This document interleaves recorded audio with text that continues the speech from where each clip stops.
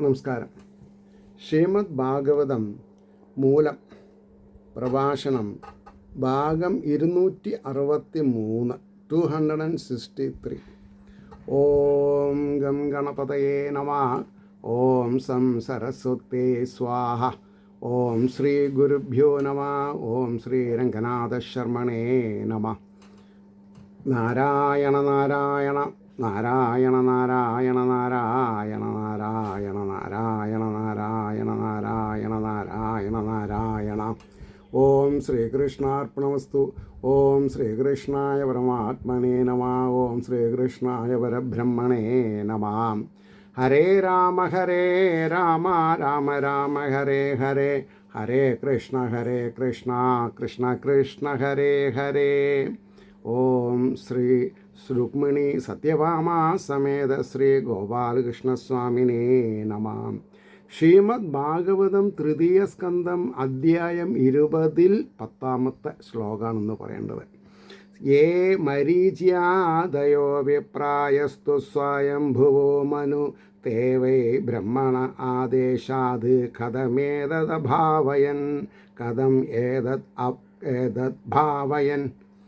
അതിൻ്റെ വാക്കാർത്ഥം പറയുമ്പോൾ, മരീചി മുതലായ ബ്രാഹ്മണർ യാതൊരുത്തരോ, ബ്രഹ്മപുത്രനായ മനു യാതൊരുവനോ, പ്രസിദ്ധന്മാരായ അവർ ബ്രഹ്മാവിൻ്റെ കൽപ്പന ഹേതുവായിട്ട് ഇതിനെ, ഈ ലോകത്തെ എങ്ങനെ അഭിവൃദ്ധിപ്പെടുത്തി. കാരണം ബ്രഹ്മാവിനാണല്ലോ ഈ സൃഷ്ടി ചെയ്യേണ്ടത്. അപ്പോൾ ബ്രഹ്മാവ് ആ കാര്യങ്ങൾ പല ആൾക്കാരെ ഏൽപ്പിച്ചു, ഒറ്റയ്ക്കായാൽ പറ്റില്ല. അപ്പോൾ അതിൻ്റെ ഭാവാർത്ഥമാണ് ഇനി പറയുന്നത്. ബ്രഹ്മാവിൽ നിന്ന് മരീചാദികളായ ബ്രാഹ്മണരും മനുവും ഉണ്ടായി എന്ന് പറഞ്ഞുവല്ലോ.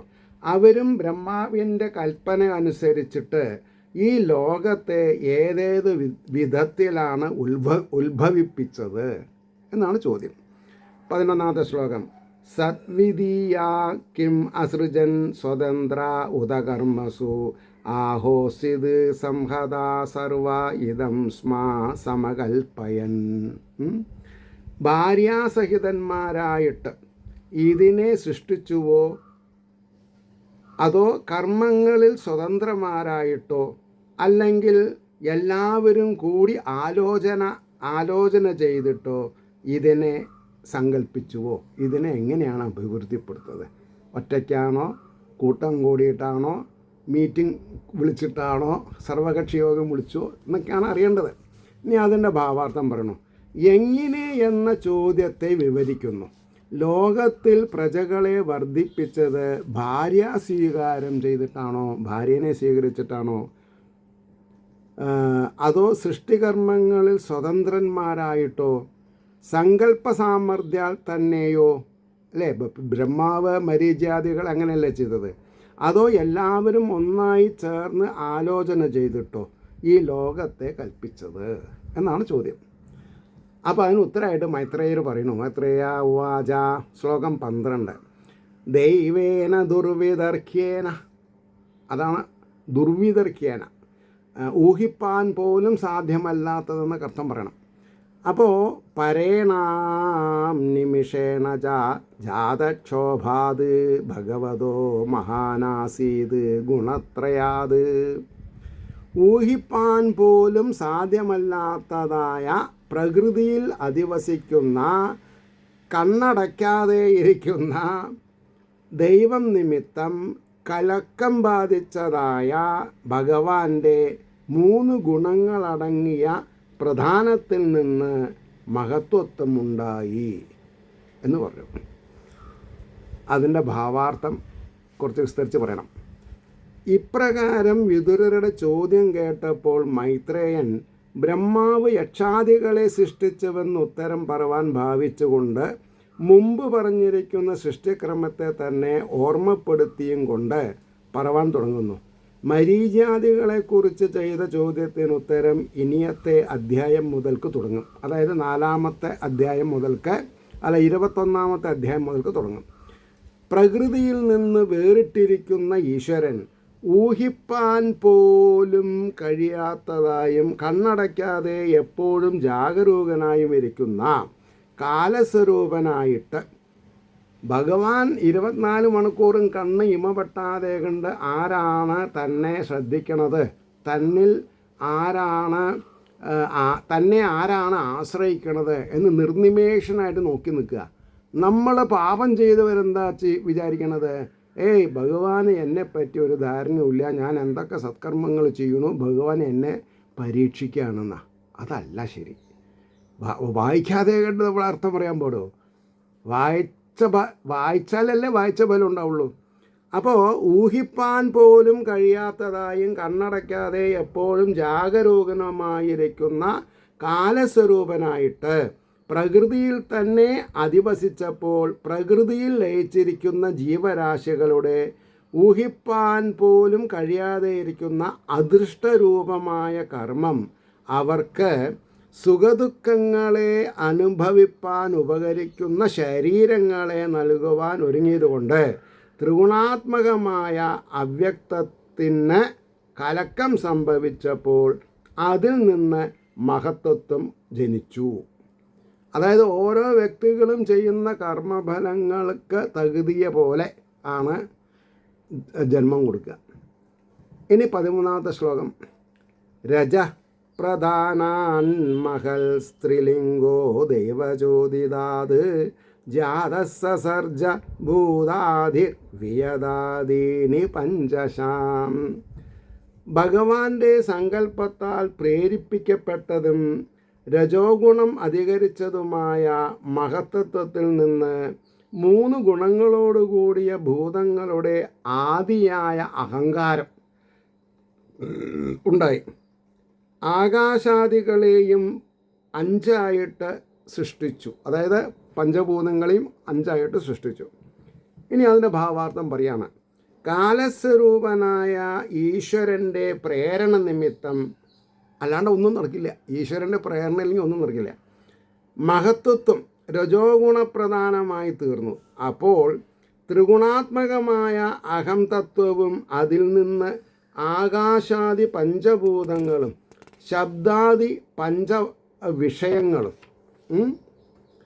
നേത്രാദികളായ പഞ്ചജ്ഞാനേന്ദ്രിയങ്ങളും വാഗാദികളായ പഞ്ചകർമ്മേന്ദ്രിയങ്ങളും ഇങ്ങനെ 5 ഉണ്ടായി വന്നു. 14.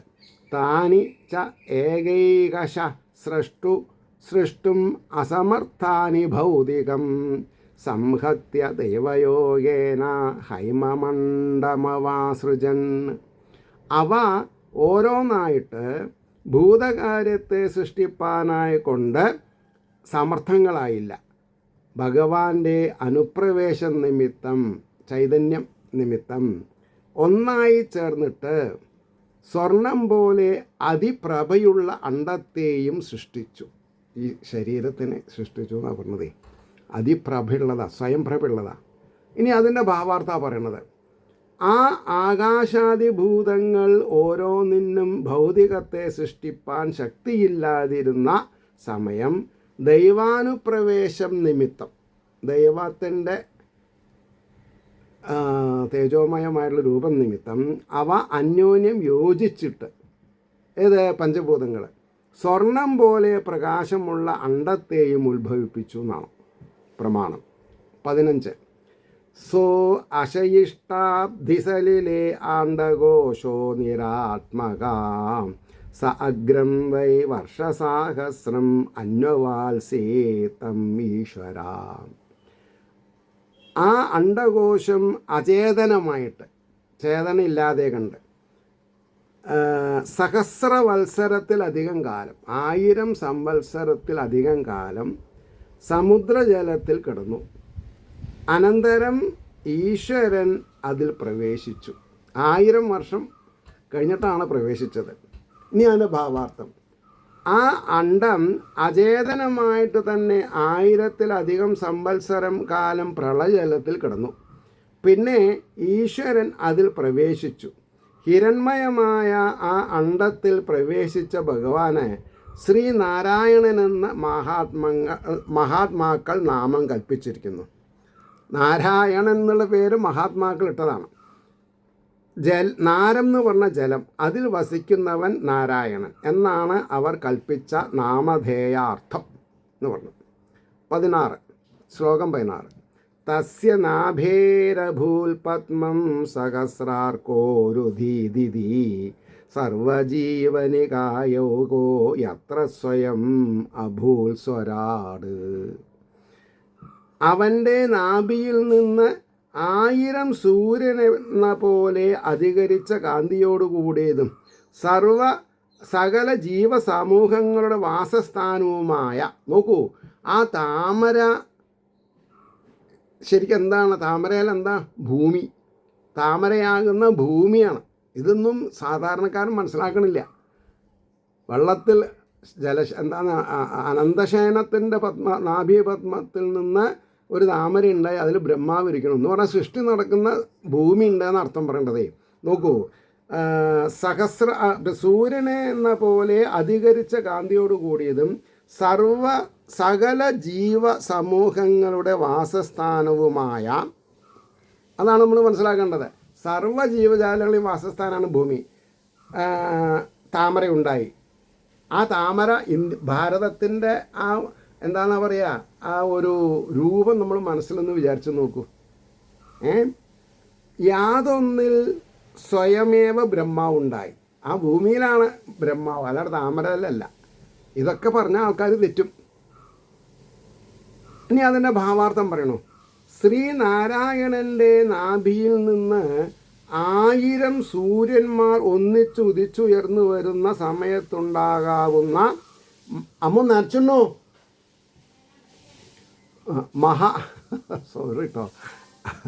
മഹാശോഭയോടുകൂടിയതും സകല ജീവസമൂഹ വാസസ്ഥാനവുമായ ഒരു താമരപ്പൂ ഉണ്ടായി എന്നാണ്.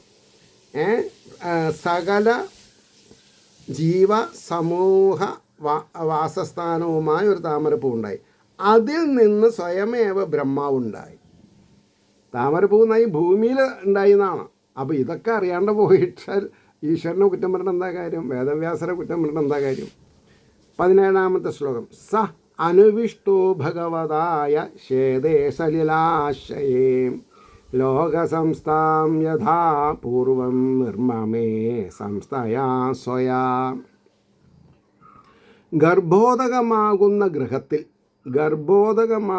ഗൃഹത്തിൽ യാതൊരുവൻ ശയിക്കുന്നുവോ ആ ഭഗവാനാൽ പ്രേരിപ്പിക്കപ്പെട്ട ബ്രഹ്മാവ് സ്വാഭാവികമായ മര്യാദയെ അനുസരിച്ചിട്ട് മുൻകൽപ്പത്തിൽ ചെയ്ത പോലെ ലോകരചനയെ നിർമ്മിച്ചു.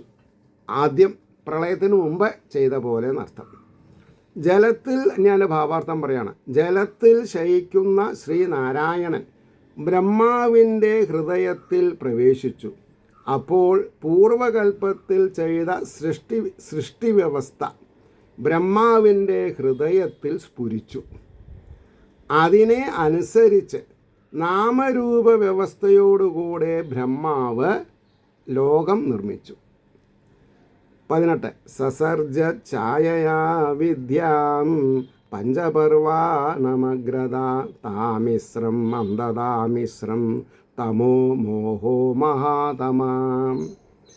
നിഴൽ കൊണ്ട് 5 കവർച്ചങ്ങളുള്ള അവിദ്യാശക്തിയെ ആദ്യം സൃഷ്ടിച്ചു എന്നാണ്. അവിദ്യ ഉണ്ടായാലല്ലേ വിദ്യയ്ക്ക് പ്രാധാന്യം ഉണ്ടാവുള്ളൂ.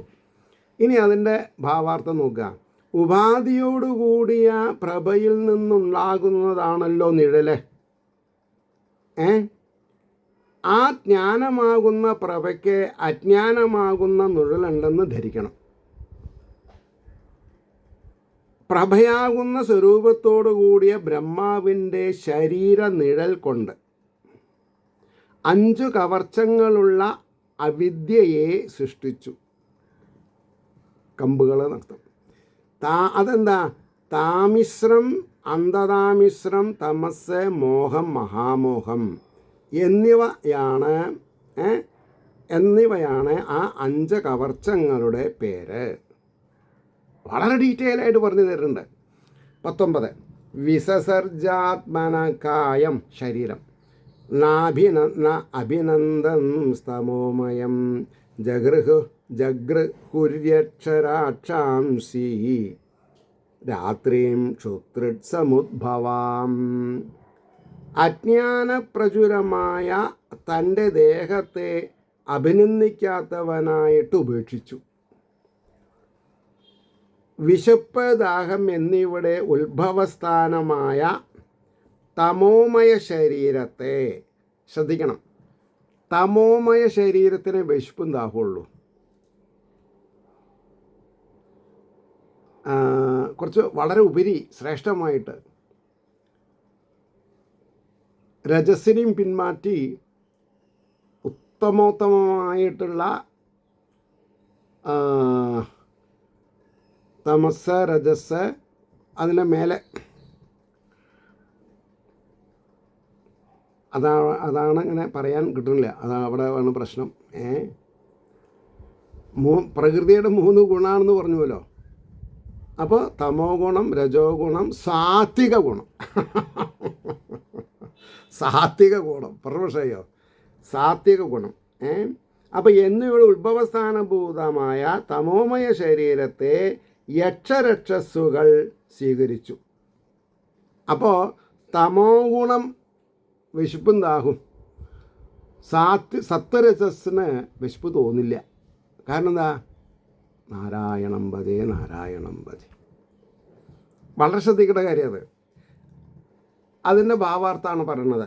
അന്ധകാരത്തിന് തുല്യമായ അബോധത്തെ, ബോധമില്ലായ്മയെ, അറിവില്ലായ്മയെ സൃഷ്ടിച്ചതായ ആ ശരീരത്തെ ബ്രഹ്മാവ് അഭിനന്ദിച്ചില്ല. അതിനാൽ ആ രൂപത്തെ വെടിഞ്ഞു. ആ ശരീരം രാത്രിയായി തീർന്നു. അപ്പോൾ തന്നെ ആ ശരീരത്തിൽ നിന്ന് യക്ഷന്മാരും രക്ഷസുകളും ഉണ്ടായി. അവർ ആ രാത്രിയെ അവരുടെ സ്വരൂപമായിട്ട് ഗ്രഹിച്ചു. അതാണ് വെളിച്ചമില്ലാത്തോർത്ത് നടക്കരുത് എന്ന് പറയും. ഇനി ഒരു ഭാഗം കൂടിയും പറയുന്നുണ്ട്. യസ്യ സാ തനുരാസി താം തമപോഹത സാ തമ്മിശ്രഭാവത്. ഒരു പ്രമാണം എന്നുള്ള ശ്രുതിവാക്യം ഇവിടെ പ്രമാണം. ഇവന്, അതായത് ബ്രഹ്മാവിന് യാതൊരു ദേഹമുണ്ടായിരുന്നുവോ അതിനെ ഉപേക്ഷിച്ചു. ഉപേക്ഷിച്ചതായ ആ ശരീരം തമിശ്ര രാത്രിയായിട്ട് ഭവിച്ചു എന്നാണ് ശ്രുതിവാക്യാർത്ഥം. ദ്വിപരാർത്ഥകാലപര്യന്തം നിലനിൽപ്പുള്ള ബ്രഹ്മാവിൻ്റെ ദേഹത്യാഗം എന്ന വാക്കിനെ ആ ദേഹത്തിനുള്ള അഭിമാനത്തിൻ്റെ ത്യാഗം എന്നാണ് ധരിക്കേണ്ടത്. അഭിമാനം ത്യജിക്കുക, അഭിമാനത്തിൻ്റെ ത്യാഗം എന്നാണ് ധരിക്കേണ്ടത്. ആ ദേഹത്തിൻ്റെ വിസ്മൃതി തന്നെ രാത്രി രൂപമായി ഭവിച്ചു. അല്ലെങ്കിൽ യോഗശക്തി കൊണ്ട് പൂർവ്വദേഹത്തെ ഉപേക്ഷിച്ച് ഓരോന്ന് സൃഷ്ടിപ്പാൻ ആവശ്യമുള്ള ദേഹത്തെ ബ്രഹ്മാവ് എടുത്തുവെന്നും വന്നുകൂടുന്നില്ല എന്നും ചില വ്യാഖ്യാതാക്കൾക്ക് അഭിപ്രായമുണ്ട് എന്ന് പറഞ്ഞു. ഇനി 20ാമത്തെ ശ്ലോകം. ക്ഷുത്രിഭ്യാമുപസൃഷ്ടാസ്തേ തം ജഗ്ധുമഭിദ്രുദ്രുവു മാ രക്ഷതേനം ജക്ഷദ്ധം ഇത്യുജു ക്ഷുത്രിഢദ്ധിതാം. വിശപ്പിനാലും ദാഹത്താലും ബാധിക്കപ്പെട്ട അവർ അവനെ ഭക്ഷിപ്പാനായി കൊണ്ട്, ബ്രഹ്മാവിനെ രക്ഷിപ്പാനായി കൊണ്ട് നേരിട്ടു പാഞ്ഞു. ഇവനെ രക്ഷിക്കേണ്ട ഭവിക്കുവിൻ എന്നിങ്ങനെ വിശപ്പും ദാഹവും കൊണ്ട് ദുഃഖിച്ചവരായിട്ട് പറഞ്ഞു. ഇനി അതിൻ്റെ ഭാവാർത്ഥം പറയണു. വിശപ്പും ദാഹവും അവരെ ബാധിച്ചു. ബ്രഹ്മാവിനെ തന്നെ പിടിച്ചു ഭക്ഷിപ്പാൻ ഒരുങ്ങി നേരിട്ട് പാഞ്ഞു ചെന്നു. അവരിൽ ചിലർ ഇവനെ പിതാവെന്ന ഭാവത്തിൽ രക്ഷിക്കേണ്ട എന്നും ഭക്ഷിച്ചു കൊള്ളുവിൻ എന്നും മറ്റും ചിലരും വിശപ്പിനാൽ പീഡിതരായി പറഞ്ഞു. ഈ മനുഷ്യൻ ദുർമാർഗത്തിൽ നടക്കാൻ തുടങ്ങിയത് എപ്പോഴാണ്? വിശപ്പ് വന്നപ്പോഴാണ്. സ്ത്രീകളും അതെ, പുരുഷന്മാരും അതെ. വളരെ ശ്രദ്ധിച്ച് മനസ്സിലാക്കേണ്ട കാര്യമാണ്. സ്ത്രീ തെറ്റ് ചെയ്യുന്നത് 2 ഘടകങ്ങളാണ്. ഒന്ന് ഈ വിശപ്പ്, പിന്നെ ഒന്നോ അഹങ്കാരം. ഇത് പറഞ്ഞാൽ എല്ലാവിധ സംവിധാനങ്ങളും ഉണ്ട്. അപ്പോഴാണത്തെ ഒരു പ്രോവർബ് വന്നത്, പെണ്ണൊരുമ്പെട്ടാൽ ബ്രഹ്മനും തടുക്കാൻ പറ്റില്ല. അപ്പോൾ വിശപ്പിനെ കൊണ്ട് ദുര്യോഗങ്ങൾ അനുഭവിക്കുന്നതും അഹങ്കാരം കൊണ്ട് ദുര്യോഗങ്ങളെ പുണരുന്നതും കൂടിയിട്ട് വളരെ വ്യത്യാസമുണ്ട്. 21 ദേവസ്ഥാനാഹ സംവിഘ്നോ മാം ജക്ഷത രക്ഷത അഹോ മേ യക്ഷരക്ഷാംസി പ്രജായൂയം ബഭൂവിധാം. കഷ്ടം. എന്നെ ഭക്ഷിക്കാവിൻ, എന്നെ ഭക്ഷിക്കണ്ട, രക്ഷിക്കുവിൻ. യക്ഷസ്സുകളും രക്ഷസ്സുകളുമായ നിങ്ങൾ എൻ്റെ പ്രജകളായിട്ട് ഭവിച്ചെന്ന് ഭയപ്പെട്ട ബ്രഹ്മാവ് അവരോട് പറഞ്ഞു. നിങ്ങൾ എൻ്റെ പ്രജകളാണ്, നിങ്ങൾ എന്നെ തിന്നുകയാണോ? ശരിയല്ലല്ലോ, അത് പറഞ്ഞു. ഇനി അതിൻ്റെ ഭാവാർത്ഥത്തിലേക്ക് പോകാം. അപ്പോൾ ബ്രഹ്മദേവൻ ഭീതനായി, ഹേ യക്ഷരക്ഷസ്സുകളെ, നിങ്ങൾ എൻ്റെ സന്താനങ്ങളായി ഭവിച്ചവരാകുന്നു, എന്നെ ഭക്ഷിപ്പാനുള്ളവരല്ല നിങ്ങൾ. പുത്രന്മാർ പിതാവിനെ രക്ഷിക്കുകയും ഭക്ഷിക്കുക പതിവില്ല, രക്ഷിക്കുന്നവരാകുന്നുവെന്ന് അവരോട് പറഞ്ഞു. മാ രക്ഷത രക്ഷിക്കേണ്ട എന്ന് പറഞ്ഞവർ രക്ഷസുകളും, ജക്ഷത്വം ഭക്ഷിക്കുവിൻ എന്ന് പറഞ്ഞവർ യക്ഷന്മാരുമായി എന്ന് ധരിക്കണം. വാക്കുകളുടെ വ്യത്യാസങ്ങളൊക്കെ വളരെ സമർത്ഥമായ രീതിയിൽ പറഞ്ഞ് മനസ്സിലാക്കുന്നുണ്ട്. മനസ്സിലായില്ലേ? ഇനി 22-ാമത്തെ ശ്ലോകം. ദേവതാ പ്രഭയായ ദിവ്യൻ പ്രമുഖതോ അസൃജത് തേ ആഹാരശുർദേവയന്തോ വിസൃഷ്ടാം താം പ്രഭാമഹാം. തൻ്റെ സാത്വിക പ്രഭ കൊണ്ട്, അത് പ്രത്യേകം ശ്രദ്ധിക്കണം, സാത്വിക പ്രഭ കൊണ്ട്, ദി അൾട്ടിമേറ്റ്, പ്രകാശിക്കുന്നവനായിട്ട് യാതൊരു ദേവതകളെ പ്രാധാന്യേന സൃഷ്ടിച്ചുവോ, തമോ ഗുണം കൊണ്ടും രജോ ഗുണം കൊണ്ടുമല്ല, സാത്വികത കൊണ്ടുണ്ടാക്കുന്നത് എക്സ്ട്രാ ഓർഡിനറി ബ്രില്യൻ്റ് ആവും. അവർ ക്രീഡിക്കുന്നവരായിട്ട് ബ്രഹ്മാവിനാൽ ഉപേക്ഷിക്കപ്പെട്ട ആ പ്രഭയെ അഹസ്സായിട്ട്, അതായത് അഗ്നിയിൽ ഹോമിക്കത്തക്ക വിധത്തിൽ, അതായത് അഹസ് എന്ന് പറഞ്ഞാൽ പകലായിട്ട് ഗ്രഹിച്ചു എന്നാണ്. ഇനി അതിൻ്റെ ഭാവാർത്ഥം. ഇപ്രകാരം സ്വകീയ സത്വഗുണപ്രഭയാൽ പ്രകാശിക്കുന്ന ബ്രഹ്മദേവൻ ദേവതകളെയും പ്രാധാന്യേന സൃഷ്ടിച്ചു. സത്വഗുണത്താൽ സൃഷ്ടിക്കപ്പെട്ട ആ ദേവന്മാർ പ്രഭയോടുകൂടിയവരായി ഭവിച്ചു.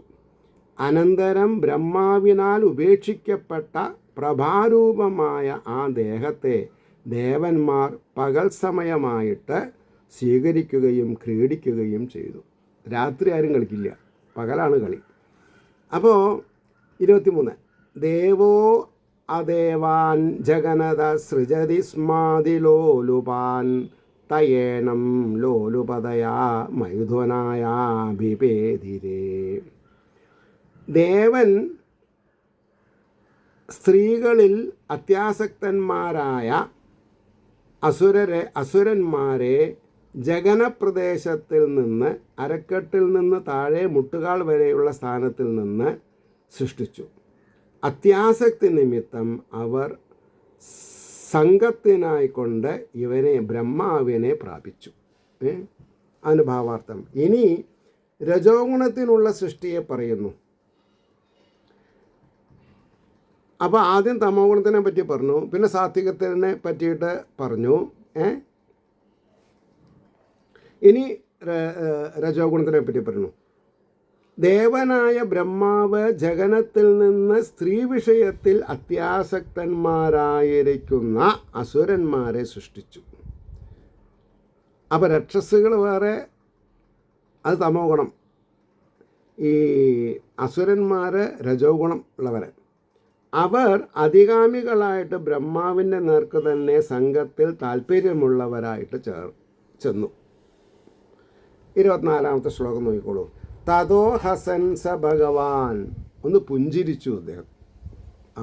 തർക്കടില്ല, നിങ്ങൾ തന്നെ എങ്ങനെ ചെയ്യണം ഇത് പറഞ്ഞ കൂടുതൽ. തതോഹസൻ സ ഭഗവാൻ അസുരൈർനിരപത്രഭൈഃ അന്വീയമാനസ്തരസാ ക്രുദ്ധോ ഭീതപരാപതത്.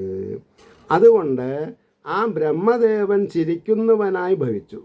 ലജ്ജയില്ലാത്തവരായ ലജ്ജയില്ലാത്തവരായ അസുരന്മാരാൽ ബലാത്കാരേണ അനുയാനം ചെയ്യപ്പെട്ടവനായിട്ട്, കോപമുള്ളവനായിട്ട് ഭവിച്ചു. ഭയപ്പെട്ടവനായിട്ട് ഓടി. എന്താ ചെയ്യുക അല്ലേ? ഇപ്പോഴത്തെ സ്ഥിതി അച്ഛനമ്മമാർ കുട്ടികളെ ഭയപ്പെട്ട് ഓടുന്നൊരു കാലഘട്ടത്തിലാണ് നമ്മൾ ജീവിക്കുന്നത്. ഇനി അതിൻ്റെ ഭാവാർത്ഥാണ് പറഞ്ഞത്. ലജ്ജയില്ലാതെ നേർക്ക് പാഞ്ഞു വരുന്ന അസുരന്മാരെ കണ്ടപ്പോൾ ഭഗവാനായ ബ്രഹ്മാവ് ചിരിച്ചു. ബലാത്കാരേണ അവർ പിന്നാലെ വരുന്നത് കണ്ടിട്ട് കോപിച്ചു. പിന്നെയും വിട്ടുപോകാത്തത് കണ്ട് ഭയപ്പെട്ട് ഓടുകയും ചെയ്തു എന്ന് പറഞ്ഞു. ഇനി 25-ാമത്തെ ശ്ലോകം ശ്രദ്ധിക്കുക. സ ഉപവ്രജ്യ വരദം പ്രപന്നാർത്തിഹരം ഹരിം അനുഗ്രഹായ ഭക്താനാം അനുരൂപാത്മദർശനം. അവൻ, അതായത് ബ്രഹ്മാവ്, ശരണം പ്രാപിച്ചവരുടെ ദുഃഖം നശിപ്പിക്കുന്ന പ്രപന്നാർത്തി, തന്നെ ശരണം പ്രാപിച്ചവരെ പുറങ്കാലം കൊണ്ട് തട്ടരുത്, ഇരു കൈകളെ കൊണ്ട് പുണരണം അവരേനെ.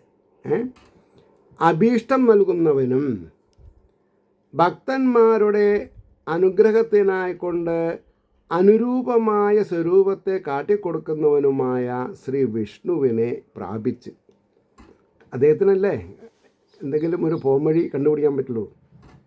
അതിൻ്റെ ഭാവാർത്ഥാണ് ഇനി പറയാൻ പോണത്. അപ്രകാരം സംഭീതനായ ബ്രഹ്മദേവൻ ശരണം പ്രാപിക്കുന്നവരുടെ സങ്കടം തീർത്ത് അഭീഷ്ടങ്ങളെ നൽകുന്നവനും ഭക്തന്മാരുടെ ധ്യാനത്തിനനുസരിച്ച്, അവിടെ കർമ്മത്തിനനുസരിച്ചിട്ടെന്നല്ല കേട്ടോ പറഞ്ഞത്, ധ്യാനത്തിന് എത്രത്തോളം ധ്യാനിക്കണു അത്രത്തോളം എന്നർത്ഥം. ബാഹ്യമായിട്ടുള്ള പൂജ അല്ല പറഞ്ഞത്, ധ്യാനിക്കാനാണ് പഠിപ്പിക്കുന്നത് ഭാഗവതം. കഷ്ടകാലം കൊണ്ട് ഇതിൻ്റെ അർത്ഥം അറിയാത്തവർ അത് പറഞ്ഞ് മനസ്സിലാക്കി നിൽക്കുന്നില്ല എന്ന് എനിക്കൊരു പരിഭവമുണ്ട്. ഞാൻ എന്തുകൊണ്ടാണ് ഈ പ്രൊഫഷണൽ ഇതിൽ നിന്ന് മാറി നിൽക്കാൻ എൻ്റെ ഗുരുനാഥൻ എന്നെ പ്രേരിപ്പിച്ചത്? അത് തനിക്ക് യോഗമല്ല. തൻ്റെ സ്വഭാവത്തിന് ഈശ്വരിയെ അത് അർഹിക്കുന്ന ബഹുമാനത്തോടു കൂടിയിട്ട് നമ്മൾ സ്വീകരിക്കാം. അതിൽ കളങ്കം ചേർക്കാതെണ്ടിരിക്കുക. അപ്പോൾ പറഞ്ഞു അവർക്ക് അപ്പോൾ ധ്യാനത്തിനനുസരിച്ച് രൂപത്തെ അവർക്ക് കാട്ടിക്കൊടുക്കുന്നവനുമായ ശ്രീഹരിയെ പ്രാപിച്ചിട്ട് പ്രാർത്ഥിച്ചു. എത്ര ആൾ ധ്യാനിക്കുന്നുണ്ട്? ശരിക്കും ധ്യാനിക്കുന്നുണ്ടെങ്കിൽ അതിന് ഫലം ഉണ്ടേനി. 26-ാമത്തെ ശ്ലോകം. പാഹിമാം പരമാത്മംസ്തേ പ്രേഷണേനാസൃജം പ്രജാ തായിമായഭിതും പാപ ഉപാക്രാമന്തി മാ പ്രഭോ. സർവരിലും ആത്മാവായുള്ളവനെ, സർവരിലും ആത്മാവ് ആര്? ഈശ്വരൻ, പരമാത്മൻ, ശ്രീ വിഷ്ണു. എന്നെ പാലിച്ചാലും, എന്നെ ആരാ പറഞ്ഞത്? ബ്രഹ്മാവ്. അങ്ങയുടെ കടാക്ഷത്താൽ പ്രജകളെ ഞാൻ സൃഷ്ടിച്ചു. സർവത്തിനും ശക്തനായുള്ളവൻ, വേറെ എക്സെപ്റ്റ് വിഷ്ണു ഈ സർവത്തിനും ശക്തനായുള്ളവനെ എന്നുള്ളതിന് അർഹതയില്ല. ആ പാപികളായ ഇവർ എന്നെ മൈഥുനിപ്പാനായിക്കൊണ്ട് ആരംഭിക്കുന്നു. ഹേ, അപ്പോൾ അതിൻ്റെ ഭാവാർത്ഥ പറഞ്ഞത്, ഹേ പരമാത്മൻ പ്രഭോ, അങ്ങയുടെ പ്രേരണയാൽ ഞാൻ പ്രജകളെ സൃഷ്ടിച്ചു. പാപത്തിൽ താല്പര്യമുള്ളവരായി തീർന്നിരിക്കുന്ന ഈ പ്രജകൾ, അപ്പോൾ ഈ സ്ത്രീകളെ തെറ്റായ വഴിക്ക് അനുനയിപ്പിച്ചാൽ അത് പാപമാണ് എന്നുള്ളത് ഭാഗവതം കറക്റ്റായിട്ട് പറഞ്ഞു തരുന്നുണ്ട്. അപ്പോൾ പാപത്തിൽ താല്പര്യമുള്ളവരായി തീർന്നിരിക്കുന്ന ഈ പ്രജകൾ എന്നെ മൈഥുനത്തിനായി ആക്രമിപ്പാൻ അരികത്ത് വരുന്നു. ഇവരിൽ നിന്ന് എന്നെ രക്ഷിക്കണമേ എന്നാണ് ശ്ലോകത്തിൻ്റെ അർത്ഥം. ഇനി 27-ാമത്തെ പറഞ്ഞിട്ട് നമുക്ക് നിർത്താം. ത്വം ഏക കില ലോകാനാം ക്ലിഷ്ടാനാം ക്ലേശനാശനാം ത്വമേക ക്ലേശതസ്തേഷാം അനാസന്നപദാം തവാം. ദുഃഖമനുഭവിക്കുന്ന ജനങ്ങളുടെ ദുഃഖം നശിപ്പിക്കുന്നവൻ ആരെ? ശ്രീവിഷ്ണു. നിന്തിരുവടി ഒരുവൻ അങ്ങയുടെ പാദങ്ങളെ സേവിക്കാതിരിക്കുന്ന, പാദങ്ങളെ സേവിക്കുന്ന സേവിക്കാതിരിക്കുന്ന അവർക്ക് ദുഃഖം കൊടുക്കുന്നവൻ അങ്ങ് ഒരുവൻ തന്നെ. ഭഗവാന്റെ പാദങ്ങളെ ആര് ഭജിക്കണില്ല അവർക്ക് ദുഃഖത്തെ കൊടുക്കും. ഇനി അതിൻ്റെ ഭാവാർത്ഥം പറയാം. ശരണം പ്രാപിച്ചിരിക്കുന്ന ജനങ്ങളുടെ ക്ലേശം തീർക്കുന്നവൻ നിന്തിരുവടി ഏകനല്ലാതെ അന്യനില്ല. അതുപോലെ തന്നെ അങ്ങയുടെ പാദങ്ങളെ ആശ്രയിക്കാത്തവർക്ക് ക്ലേശത്തെ ജനിപ്പിക്കുന്നവനും അങ്ങ് തന്നെ. ഇത് ശാസ്ത്ര സിദ്ധാന്തമാകുന്നുവല്ലോ. അതാണ് ശാസ്ത്രമാണത്. ശാസ്ത്ര സിദ്ധാന്തമാകുന്നുവല്ലോ. എന്നിട്ടോ എന്നിപ്രകാരം പ്രാർത്ഥിച്ചു. സുഖം ദുഃഖം ഭവോ അഭവോ ഭയം ച അഭയമേവ ച ഭവന്തി ഭാവാഭൂതാനാം മത്ത ഏവ പൃഥക് വിധ. സുഖം ദുഃഖം അഭിവൃദ്ധി ക്ഷയം ഭയം അഭയം എന്നിങ്ങനെ അന്യോന്യ വിപരീത ഭാവങ്ങൾ എന്നിൽ നിന്ന് ജനങ്ങൾക്കുണ്ടാകുന്നു എന്നർത്ഥമായ ഗീതാവചനത്തെ ഇവിടെ ബ്രഹ്മാവ് അനുവദിച്ചിരിക്കുന്നു എന്ന് പറഞ്ഞു അവിടെ നിർത്താം.